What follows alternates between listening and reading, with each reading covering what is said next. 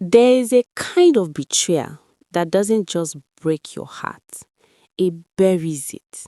And I mean that literally. My name is Nora.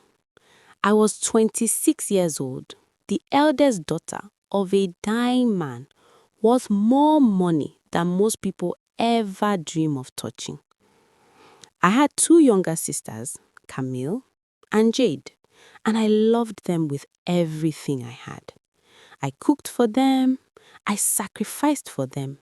I stayed home while they went to college because someone had to take care of our sick father.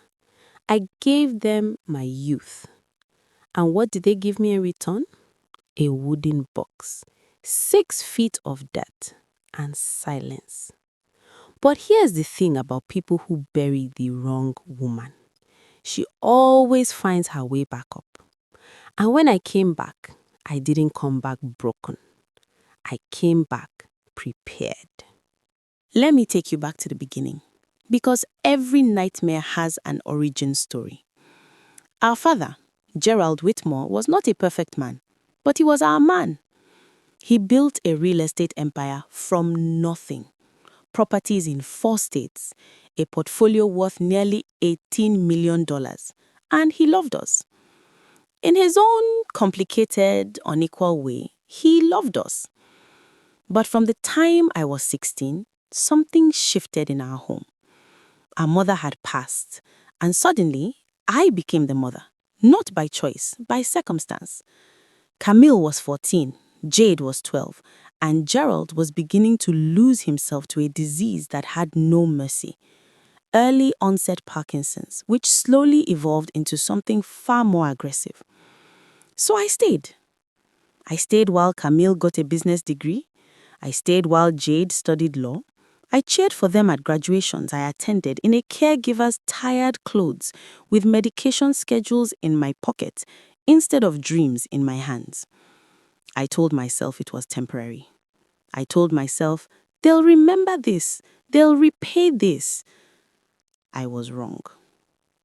What I didn't know while I was changing my father's sheets and managing his doctor's appointments was that my sisters were managing something else entirely. His will. Camille had started visiting a certain attorney, a man named Preston Hill, 3 years before my father died. She told our father it was just routine financial planning. She came home smiling every time. I thought nothing of it. Jade, the lawyer, proofread every document. I was busy keeping our father alive. They were busy deciding what happened after. Father passed on a Tuesday in November, quietly, with me holding his hand. The funeral was dignified. The grief was real, at least mine was. 3 weeks later, we sat in Preston Hill's office for the reading of the will. I remember smoothing my dress. I remember thinking, finally, the years of sacrifice would mean something. Preston cleared his throat. He opened the folder, and then he read words that made the room tilt beneath me. The entirety of the Whitmore estate, properties, accounts, and holdings, is to be divided equally between Camille Whitmore and Jade Whitmore. Nora Whitmore is excluded from inheritance as per the revised will dated 18 months prior on grounds of, he paused, financial mismanagement of household funds. The room went cold. I looked at Camille. She was staring at the table. Jade was looking out the window. Neither of them looked at me. Financial mismanagement. I, who had spent a decade keeping that household alive, keeping them alive, was being accused of stealing from it? I stood up. I asked for an explanation.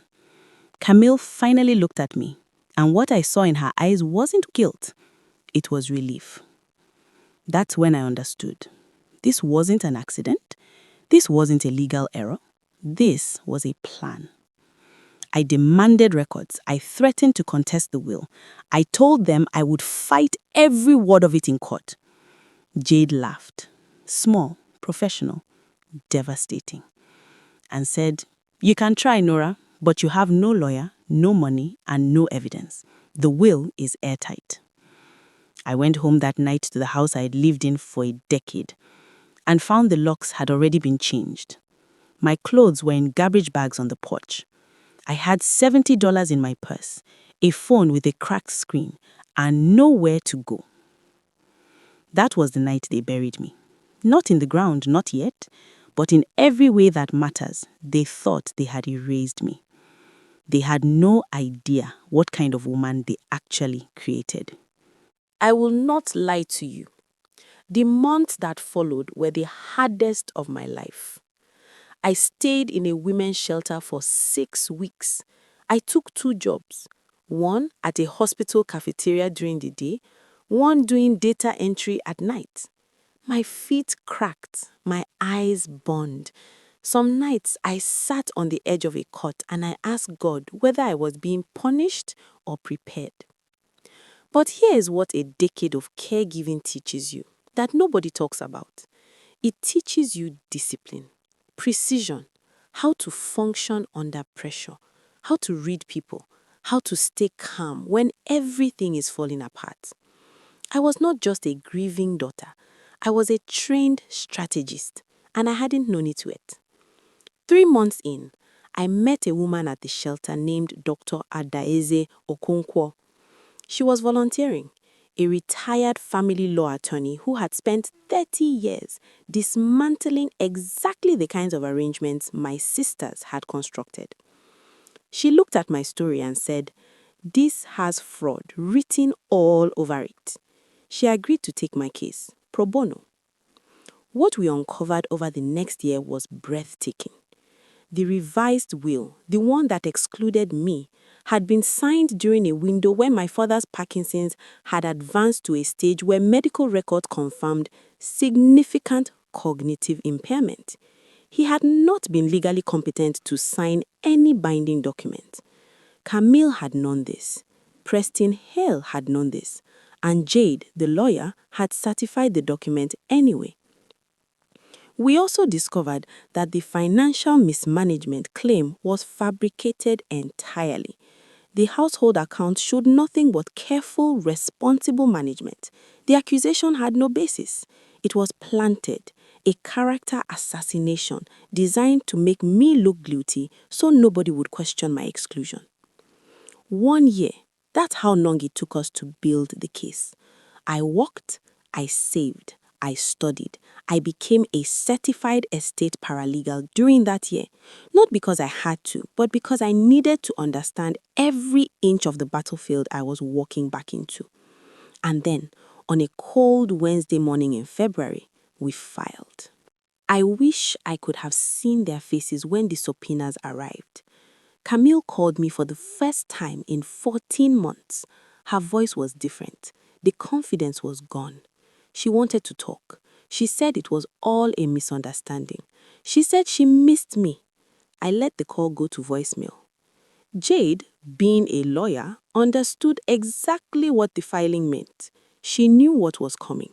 She attempted to negotiate privately, offering me a settlement of $300,000 to drop everything and disappear quietly. $300,000 out of an $18 million estate. I declined. The trial lasted 11 days. Medical experts testified about my father's cognitive state. Financial forensic analysts walked the court through every account record.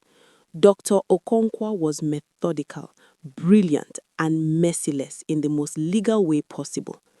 Preston Hale, faced with disbarment and criminal fraud charges, broke on day 7. He testified that Camille had approached him with the plan, that she had paid him to facilitate the will revision, that Jade had provided legal cover knowing the document was invalid. The judge voided the revised will entirely. The original will was reinstated, the one written before any of this, the one that divided the estate equally among all 3 daughters. But it didn't end there. Preston Hale lost his law license and faced criminal charges. Jade was referred to the state bar for disbarment proceedings, and Camille was ordered to return assets she had already liquidated with interest. I walked out of that courtroom on a Thursday afternoon in pale winter sunlight. I didn't feel triumphant, not exactly. I felt restored, like someone had returned to me the years they had tried to steal. People ask me sometimes, do I hate my sisters? And I think about that question more carefully than they expect. Here is what I know. Hatred would have kept me in that shelter. Hatred would have made me sloppy, emotional, easy to dismiss. What carried me through wasn't hatred, it was clarity. Clarity about who I was, clarity about what was right, clarity about the fact that the truth, when you feed it and protect it and carry it carefully, eventually speaks for itself. My sisters gambled on the idea that I was powerless. What they forgot is that powerlessness and patience can look identical until the very moment they don't. They buried me in the dark. I used the dark to grow. If you are watching this and someone in your life has counted you out, written you off, or tried to erase you, let them think they've won. Then get up, get quiet, get prepared. Because the most dangerous person in any room isn't the loudest one. It's the one who was buried and came back anyway.